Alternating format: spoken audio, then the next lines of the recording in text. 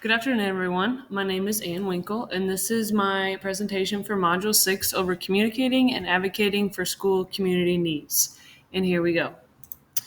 So, at the start, we were supposed to research 5 different school boards' policies and how they dealt with multicultural diversity and multiculturalism and how they communicate with families with diverse backgrounds and so on. Overall, I did find that most of them didn't necessarily have a lot of policies. They had more groups or committees or departments that addressed it based on their mission or their vision or what things they dealt with on a day-to-day basis. So that's kind of just my general overview of what I found when I did my research. So the first one I did was for Plano ISD. This is my district. The mission states that they need to know every student by name and need. So I feel like that kind of addresses dealing in helping all students, diverse backgrounds, special education, gifted, kind of hits a lot right there in that point. They have belief statements that, or one of the belief statements was that effective communication is everyone's job. Again, kind of a catch-all. We have over 72 home languages other than English spoken in our district, and the Equity, Diversity, and Inclusion Department had these statements. A couple that really struck out to me was we have to create opportunities for ongoing student, parent, and community engagement. So kind of, again, communicating with the family, communicating with the community, big piece right there. And you can read those other points if you would like. Then I researched Wichita Public Schools, which is my former district. They also have an equity, diversity, and accountability department, kind of like Frisco. And their mission statement was based on the current achievement gap data, which we've been talking about in our other modules. Particular attention should be paid to students who are socially and economically disadvantaged, Hispanic, Native American, English language learners, African Americans, students with disabilities, and males of all backgrounds. So again, that's a catch-all. We need to pay attention to those groups with diverse backgrounds and communicate with them and help them be successful just like all other students. It was also mentioned in a news article I saw on Wichita Public Schools that in the listening sessions that the superintendent did, it was mentioned that the district needs to find ways to improve school communication to the parents. So they're still working on it in a sense in Wichita. I do know that we always had language support. We had interpreters available to us. And usually before parent-teacher conferences, we were given a brochure and or tips from our administration on how to communicate with different families from different backgrounds. My third district I researched was Dallas ISD. In their district improvement plan, their 7th goal was to ensure active parent and family engagement strategies are in place to foster meaningful participation, feedback, and collaboration with parents and families. So again, kind of a catch-all in terms of what we were asked to find. So they're working on improving this and making sure that all families have effective communication. There was a board policy related to communication, kind of dealt with grades and how we have to always make sure that we're communicating grades and grade situations. That was the piece that was in the board policy specifically. And then the mission for Dallas ISD was educating all students for success. So I've noticed a trend in most districts. Their mission statement kind of has a catch-all in order for having all families, diverse populations included, being communicated with, and so that their students are successful. And then I went to Plano, which is close to Frisco. It's a suburb right next to Frisco. Their mission was our Plano ISD learning community will educate, inspire, empower every student to activate their unique potential in a dynamic world. Same kind of trend. They have a district board advisory committee that kind of dealt with diversity, and their goal was to explore opportunities and strategies to celebrate unity and belonging in partnerships with multicultural communities served by Plano ISD. So that was their way of dealing with diversity and equity. And then they had I noticed some special education procedural requirements, and that you have to provide, when you do notices for special education, you have to provide it in the native language of the parent or other mode of communication used by the parent unless it is not clearly feasible. So talk about dealing with that diverse group as well and make sure that we provide notices in their native language. And then my final one, Denver Public Schools. I used to be interested in going there, and then I saw someone else did Denver, so I just thought it'd be cool. So Denver Public Schools, they provide all students the opportunity to achieve the knowledge and skills necessary to become contributing citizens in a diverse society. They had a group, they had several groups that I wanted to point out here. They had the Student Equity and Opportunity. Their mission was to work with you to remove barriers that impact student growth and achievement, kind of the common theme with the diversity class we're in right now.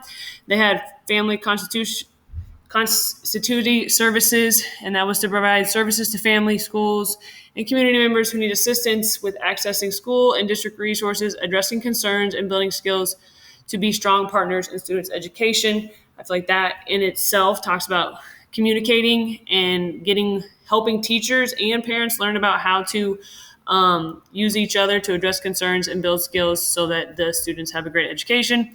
And then they had Spanish-speaking staff, interpretation services. They also had a cultural equity and leadership team, which was to create a culture of equity, develop great teachers, leaders, and team members. So I feel like they, in a sense, that is where it's providing teachers and staff training, and they provide tools in the form of value-based leadership opportunities for people to champion a culture of equity. So that's kind of my research on the 5 different school districts. Again, there was more departments and groups, and then the building levels might have more specific communication requirements in dealing with communicating with parents. So then we were supposed to explain why is it important to provide training for how to successfully communicate with families with diverse backgrounds. Well, first of all, it was stated, and I know from my own experience that, phone calls home, notes home, face-to-face meetings, those are being switched out with new technologies. And so we have to have trainings as teachers, even though most of the technology and app is user-friendly, but we have to get trained on how to use these apps, how to use these new technologies, what's the best methods and such. So that's one reason why we need to have training. We have to share valuable resources that can enhance teaching and learning on a social justice topic, especially those that aren't explicit and obvious. So we need to be trained on these different social justice topics and just be educated more about them, especially where the majority of your teachers are Caucasian and we might not know all the social justices and injustices that are out there. With over 350 languages spoken in homes today, we have to be trained on how to deal with these different languages, how different cultures deal with communication, how they communicate, what's important, what's not important. So that's another reason why we need to provide training. And it can be very overwhelming and challenging for the families and the teachers. So we need to have the training on both sides. Most teacher prep programs don't provide training on how to engage with parents. Thinking back to my own, we had like one class, just some general tips. And then I think it's important that the district provides training for the teachers because every district looks different in terms of diversity. And so I might have a high Spanish-speaking population and another one might have a huge special ed population. So districts need to train their teachers for what that district has specifically. So that's kind of why I believe it's important that we provide training so that teachers and staff can successfully communicate with families.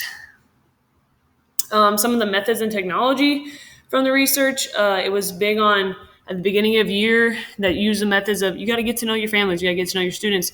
That might be a take-home questionnaire, take-home survey. You can be creative as you want. Back to school night, meet the teacher night, integrate families and community in your curriculum, especially at the beginning of the year. Like bring those families in to share, show and tell for elementary. Let families and even community members come and talk about what they do and bring that culture into your classroom.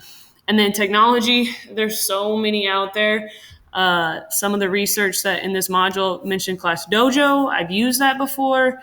I think it's better for elementary age students in trying to adjust their behavior to what is most wanted.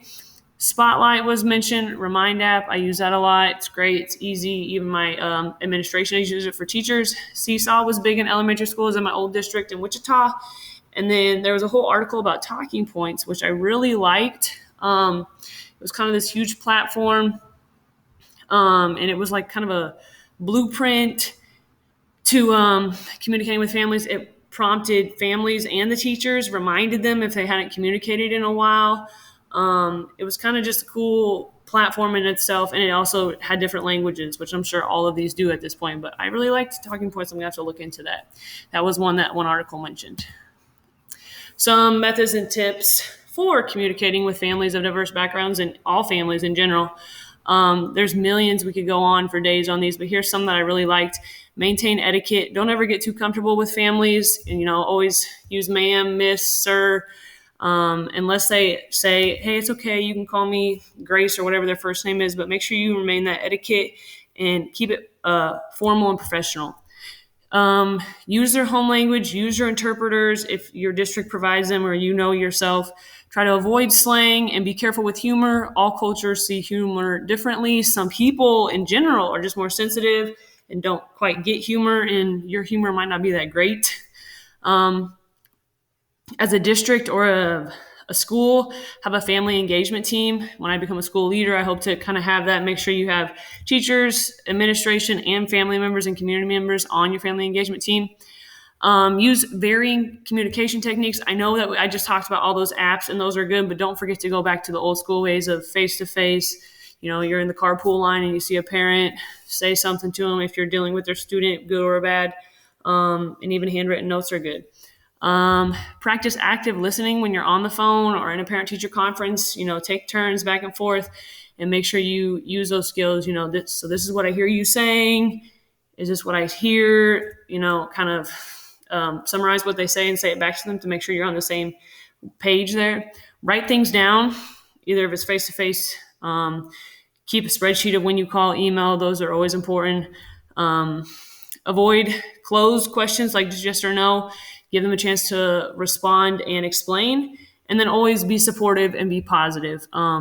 Make sure if you're making a negative phone call, make sure you include positive with that as well. So those are some methods and tips for communicating with families with diverse backgrounds, and also just with all families, in my opinion. So hope you learned a little bit during my presentation, and have a great day. Here are my references. Thank you so much.